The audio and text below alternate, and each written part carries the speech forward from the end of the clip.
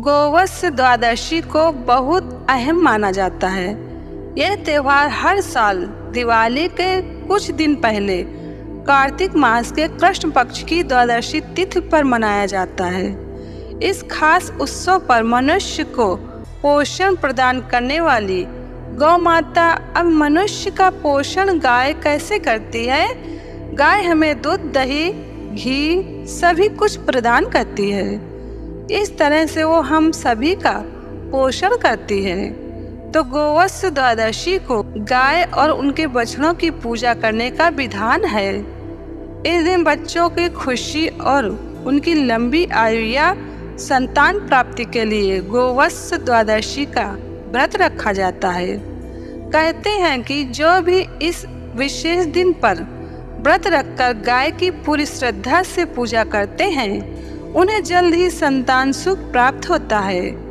इस व्रत के दौरान दूध, दही से बनी चीजें या गेहूं के उत्पाद को खाना वर्जित माना गया है। गोवत्स द्वादशी खास तौर पर गायों की पूजा के लिए प्रसिद्ध है।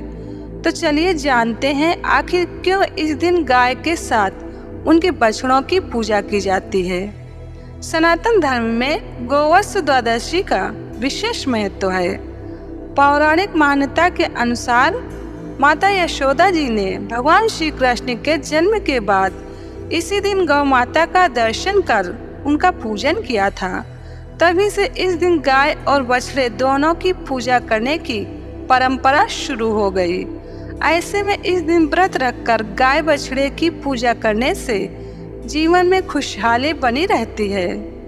भविष्य पुराण में वर्णन है कि जो लोग इस दिन गाय बछड़े की पूजा करते हैं, उन्हें गौ के शरीर के रोए के बराबर उतने वर्षों तक गोलोक में वास करने का सौभाग्य मिलता है।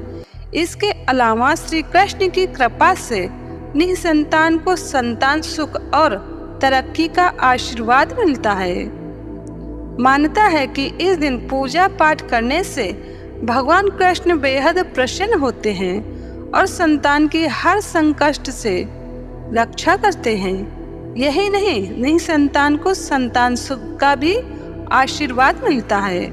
मान्यता है कि गाय में सभी देवी देवताओं का वास होता है और जो लोग गोवत्स द्वादशी पर गायों की पूजा करते हैं, उन्हें सभी देवी देवताओं का आशीर्वाद मिलता है। अब जान लेते हैं कि गाय की पूजा कैसे करना है। तो अब जान लेते हैं कि गाय की पूजा कैसे करना है। इस दिन सुबह स्नान आदि करने के बाद व्रत और पूजा का संकल्प लें। इसके बाद दूध देने वाली गाय को उसके बछड़े सहित स्नान करवाएं। गाय और बछड़े को नहलाने के बाद उन दोनों को नया वस्त्र ओढ़ाएं। इतना नहीं कर पाए तो जो पहले से सजी संवरी गाय होगी, उन्हें गौ माता में पूजन कर लें। तो सबसे पहले स्नान के लिए थोड़ा सा जल छांट दीजिए। गाय और बछड़े के माथे पर चंदन का तिलक लगाइए। मन ही मन कामधेनु का स्मरण करते रहें। फूलों की माला पहनाएं। इसके बाद गाय के पैरों में लगी मिट्टी से अपने माथे पर तिलक लगाएं। इसके बाद गौ माता की आरती करें और गाय को हरा चारा या कुछ वस्तु खिला दें। गाय की पूजा कर गाय को स्पर्श करते हुए क्षमा याचना कर परिक्रमा करें। पुराणों के मुताबिक गाय को पवित्रता, समृद्धि और मातृत्व का प्रतीक माना जाता है। गाय को माता माना गया है और उसे परमात्मा का साक्षात स्वरूप कहा जाता है। गाय की पूजा, सेवा और संरक्षण मानवीय आदर्शों का प्रतीक है। गाय की सेवा करने से सभी देवी देवता प्रसन्न होते हैं और घर में सुख, समृद्धि और अच्छे स्वास्थ्य का वरदान मिलता है।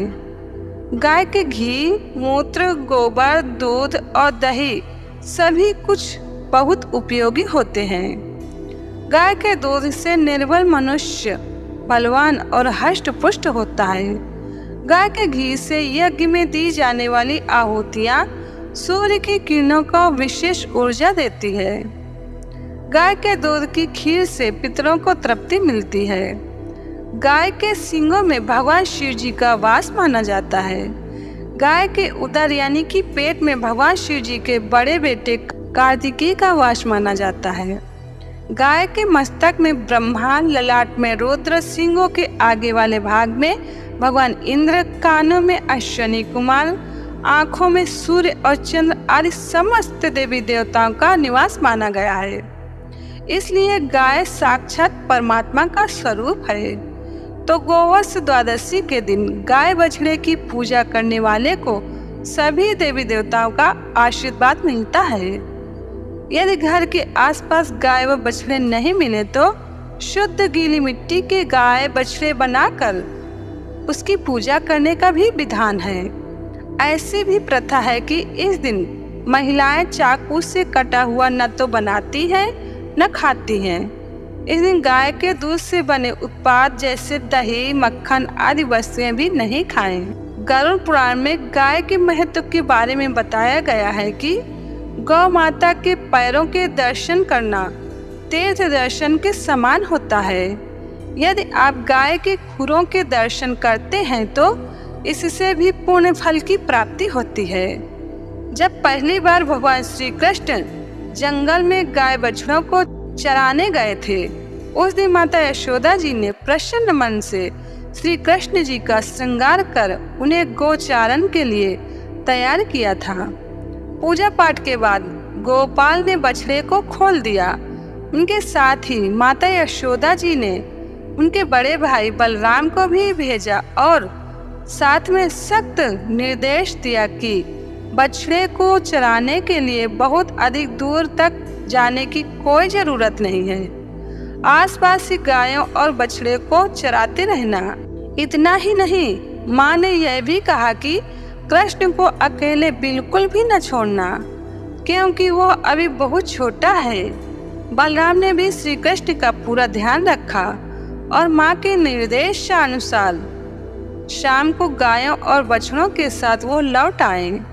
मान्यता है कि तब से गोपालक गोवत्स चारण की इस तिथि को गोवत्स द्वादशी के पर्व के रूप में मनाते हैं और श्री कृष्ण भगवान सभी की रक्षा करते हैं। तो इस बार गोवत्स द्वादशी का पूजन व व्रत भी 28 अक्टूबर रमा एकादशी के साथ में ही हो जाएगा, क्योंकि 28 अक्टूबर सोमवार को सुबह 7:50 तक ही एकादशी है। उसके बाद में गोवत्स द्वादशी लग जाएगी। तो गोवत्स द्वादशी और रमा एकादशी का व्रत उपवास 28 अक्टूबर को ही किया जाएगा।